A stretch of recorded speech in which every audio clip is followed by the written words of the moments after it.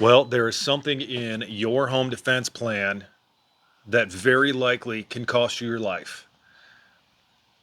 It's something a lot of people have. It is something that responsible people have. And it is something that in a lot of states, if you're not using, is absolutely illegal for you to operate it the way you are.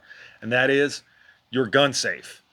Your gun safe can 100% get you killed in a home invasion situation.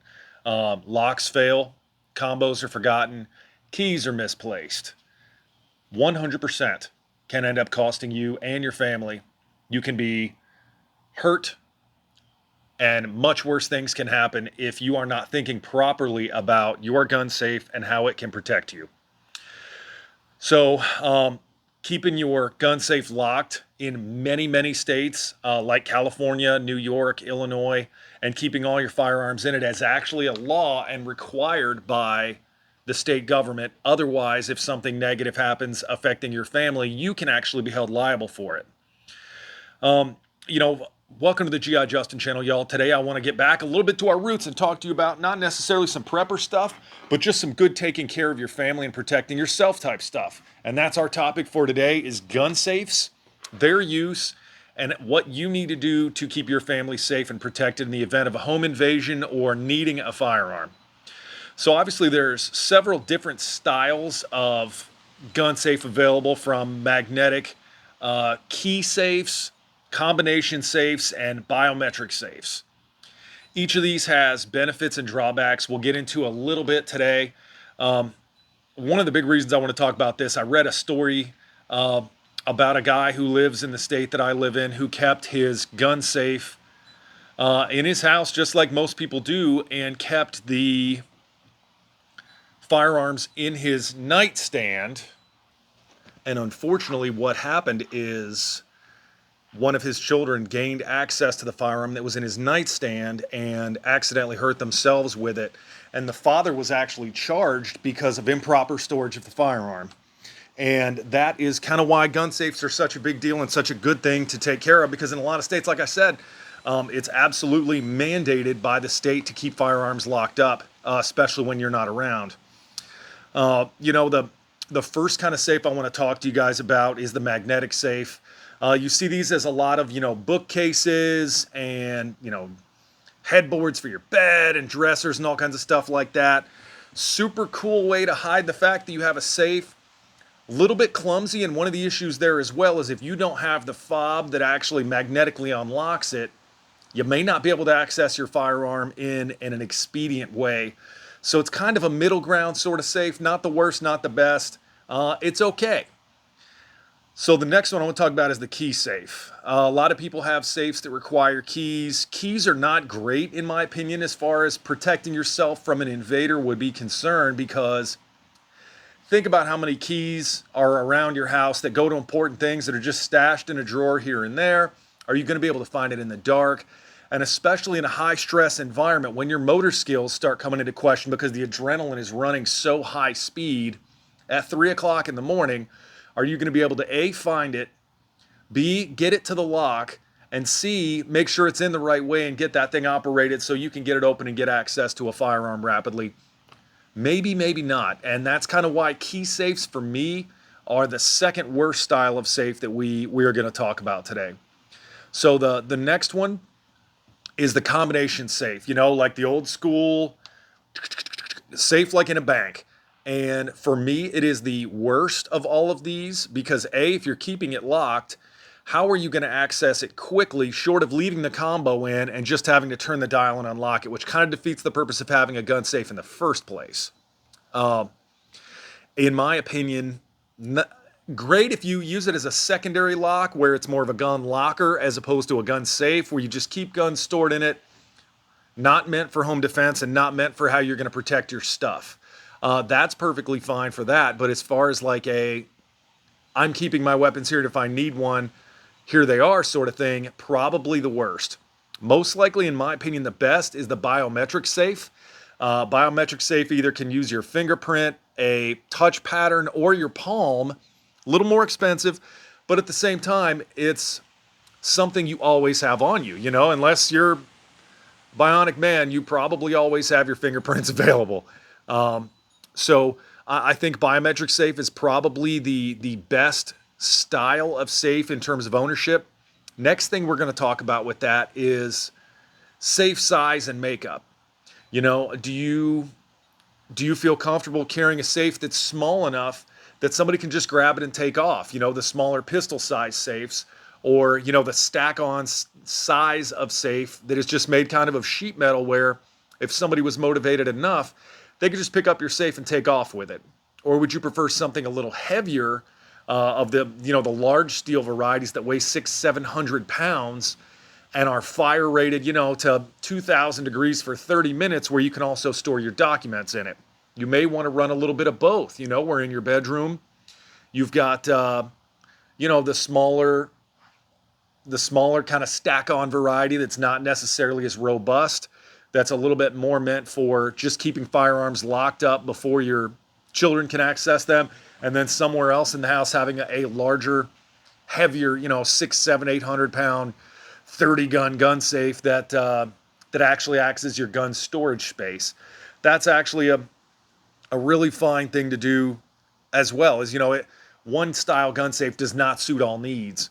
So in terms of this kind of the little offshoot I want to talk about as well is, if you find yourself in these situations where you're having to access your gun safe and someone is breaking into your house, create some angles between you and your pursuer. It's something that we talk about quite a bit in escape and evasion, but also applies significantly in home defense. Middle of the night, during the day, whenever, when you hear somebody beating on the door, close your door, lock that door, run to your bathroom, lock that door, lock as many doors between you and your pursuer as you can to buy yourself more time to access your gun safe. Even further than that, unless there's someone who has previously been in your home or somehow has managed to gain access to blueprints of your home, they're not going to know what the inside looks like.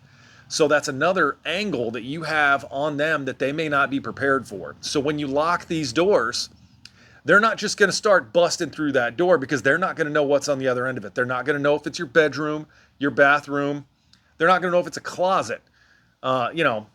Reasonably so. I mean, a lot of times you don't have a closet off the main entrance, but so that's another angle that you create. You've now bought yourself time to get to this gun safe, for whatever variety that you're using. You've got more time to do the combo if you're going old school. Get the key in the key lock if you're doing key style. Throw the palm up on there. Whatever it is, you've added precious moments to both A, open up that gun safe and get it rocking and rolling, and B, get the firearm that you need out and get it in action where you're ready to roll as soon as that guy comes through the door. And that's kind of the big deal too. Moving forward in this same sort of scenario of somebody breaking in, be cognizant, and I advise you in the best that I can without legally doing so, to learn what your state gun laws are and learn what you can do as far as actioning that firearm against an attacker in your house. There are people in jail right now who somebody broke into their house, they scared them off with the gun and then shot him in the driveway, and now they're in jail because that person was no longer a threat. So in my state, I'm very aware of what specific things I need to say to an attacker and what I can do employing that firearm against that attacker if it becomes necessary. Along that same token as well, consider the lethality of the firearm that you're choosing and what employing it means in that instance. For instance, if somebody breaks into your house and you're in your bedroom and you're shooting in the direction that I am, and your children's bedrooms are behind that, consider the firearm of choice. It may not be as wise to go for something like an AR-15 that has decent penetration through rooms when your kids are asleep in the rooms behind the person you're shooting at. I get it. Everybody thinks that they're John Wick and you're going to center punch your target and be perfectly fine.